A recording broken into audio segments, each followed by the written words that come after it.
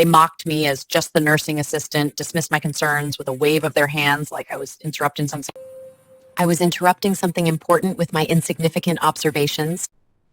And I stood there in that hospital room holding the patient chart I'd been documenting for hours, watching them make a decision that I knew was wrong. And what they didn't realize, what none of those doctors and family members expected, was that in less than an hour, a senior physician was going to read my report, and everything was going to change.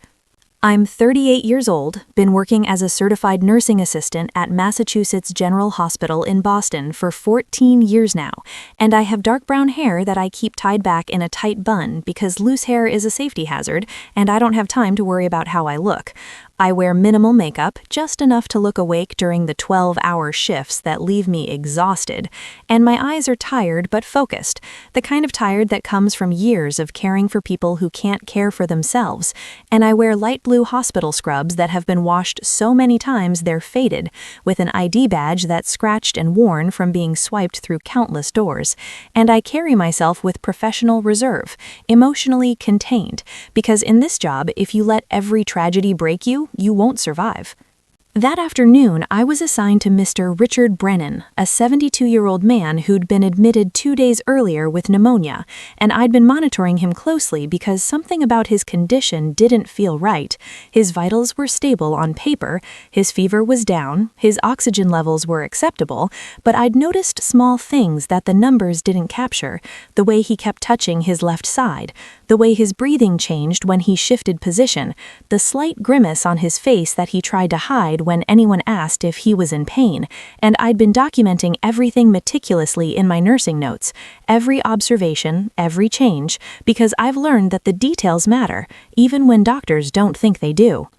Around 3 in the afternoon, Mr. Brennan's son arrived, a man in his 40s wearing an expensive suit and carrying himself with the kind of confidence that comes from being used to being in charge, and he immediately started asking questions, demanding updates, and when the attending physician, Dr. Morrison, a young resident maybe 3 years out of medical school, came in to do rounds, the son said, "When can my father be discharged? He's been here long enough, and frankly, I think he'd recover better at home." And Dr. Morrison checked the chart, looked at the vitals, and said, "His numbers look good. Fever's down, lungs are clearing. I think we can discharge him tomorrow morning." And I felt my stomach drop because I knew that was wrong. I stepped forward and said quietly, "Excuse me, Dr. Morrison, I've been documenting some concerns in my notes. Mr. Brennan has been showing signs of discomfort on his left side, and his breathing pattern changes when he moves. I think we should run more tests before discharge." And Dr. Morrison barely looked at me, just waved his hand dismissively and said, "His vitals are stable. His labs are improving. There's no indication of any complications. We can't keep patients here just because they're a little uncomfortable." And Mr. Brennan's son looked at me with irritation and said, "Are you a doctor?" And I said, "No, sir, I'm a nursing assistant."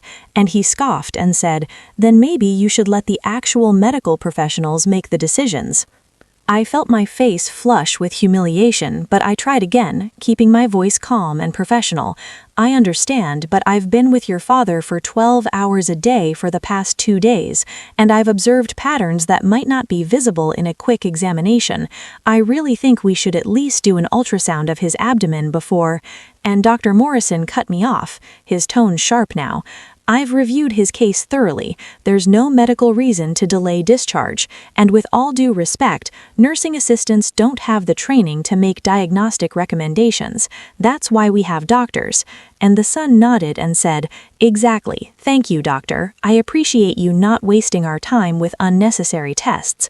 We'll prepare for discharge tomorrow." I stood there feeling dismissed, invisible, like the 14 years I'd spent learning to read patients, learning to notice the things that machines can't measure meant nothing, because I didn't have the right letters after my name. And I looked at Mr. Brennan, who was lying in bed looking pale and uncomfortable, and I made a decision. I went back to the nurses' station, pulled out the detailed report I'd been writing, and I added everything I'd observed in the last hour, the way his pupils had dilated slightly when he shifted, the way his breathing changed when he shifted position, the slight grimace on his face that he tried to hide when anyone asked if he was in pain, and I documented everything meticulously in my nursing notes, every observation, every change, because I've learned that the details matter, even when doctors don't think they do. About 45 minutes later, I was helping another patient down the hall when I heard the code blue alarm, the sound that makes every healthcare worker's heart stop, and I looked up at the board and saw it was Mr. Brennan's room, and I ran, my worn sneakers squeaking on the linoleum floor, and when I got there, the room was chaos. Mr. Brennan was unconscious, his son was screaming, nurses were rushing in with the crash cart, and Dr. Morrison was standing there looking panicked, and someone yelled, "His blood pressure is dropping. We need to stabilize him." And another nurse said, "What happened? He was fine 10 minutes ago." And I felt sick because I'd known something was wrong and nobody had listened. They got him stabilized enough to rush him to imaging, and about an hour later the results came back. Mr. Brennan had a ruptured spleen, internal bleeding that had been slowly building, masked by the pneumonia treatment, and if they'd discharged him the next morning like they'd planned, he would have collapsed at home and likely died before making it back to the hospital. And suddenly the entire atmosphere changed. Doctors were scrabbling, the surgical team was called in, and I stood outside his room watching them work, feeling this horrible mixture of vindication and anger because I'd told them, I'd documented everything, and they'd dismissed me like I didn't matter. Dr. Sarah Chen, the senior attending physician who oversaw our floor, arrived about 20 minutes later, and she immediately started reviewing the case to understand what had happened, and I saw her pull up the patient chart on the computer, and she scrolled through my nursing notes, and her expression changed, and she looked up, scanned the hallway, and when she saw me, she walked over quickly and said, "Did you write these notes?" And I said, "Yes, ma'am." And she said, "You documented abdominal guarding, positional dyspnea, and referred pain. When did you notice these symptoms?" And I said, "Starting yesterday evening, they became more pronounced this afternoon." And she looked at me with an intensity that made me uncomfortable and said, "Why wasn't this escalated?" I hesitated, then said quietly, "I tried to bring it to Dr. Morrison's attention. He felt the vital signs were stable enough for discharge, and the patient's family agreed." And Dr. Chen's jaw tightened, and she said, "Wait here." And she walked into Mr. Brennan's room where Dr. Morrison was still standing, looking shaken, and I couldn't hear everything they said, but I heard enough. I heard her say, "Did you read the nursing assistant's report?" And I heard him say, "I reviewed the vitals, they were stable." And she said, her voice sharp, "The vitals don't tell you everything. This CNA documented classic signs of internal bleeding that you missed. If she hadn't paid attention, if she hadn't documented this as thoroughly as she did, we wouldn't have known what to look for when he coded. She saved this patient's life, and you nearly killed him by ignoring her." The hallway went silent, nurses stopped what they were doing, and Dr. Morrison's face went red, and Dr. Chen walked back out to me and said, "I need you to come with me." And I followed her to the nurses' station, my heart pounding, and she pulled up my full report on the screen, and she started reading it out loud to the other staff members who had gathered.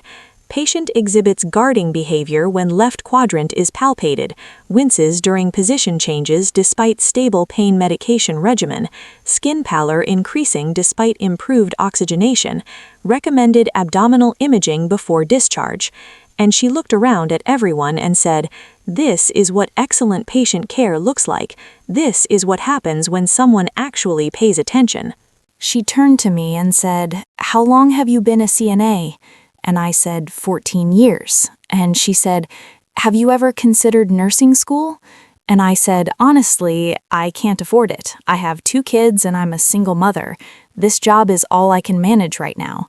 And she nodded and said, "I'm going to talk to administration about our tuition assistance program because you have clinical instincts that some doctors never develop, and this hospital needs more people like you, not fewer."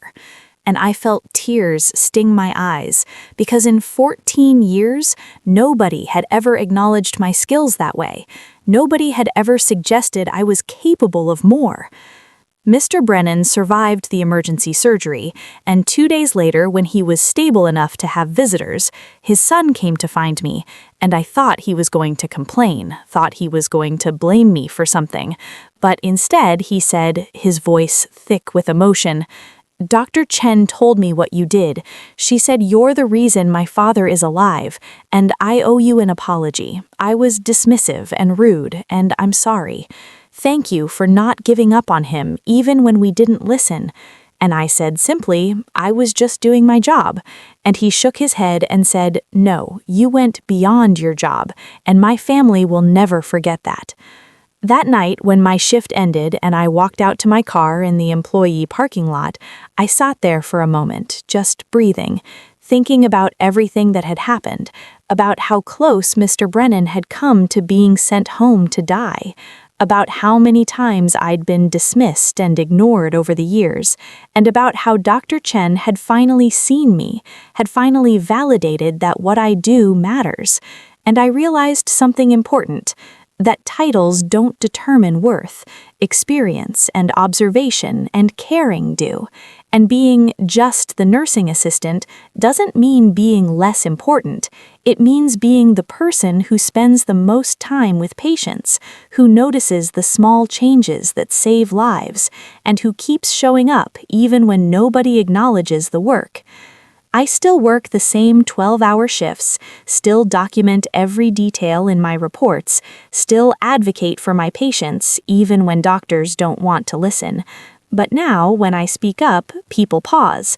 They check my notes, they ask my opinion, because word spread about Mr. Brennan, about how the CNA caught what the doctors missed, and I walk these hospital corridors with my faded scrubs and my worn ID badge, knowing that I'm not invisible anymore, that my voice matters, and that sometimes the most important person in the room is the one everyone assumes is the least important, and all it takes is one doctor willing to read your report to prove that you were right all along.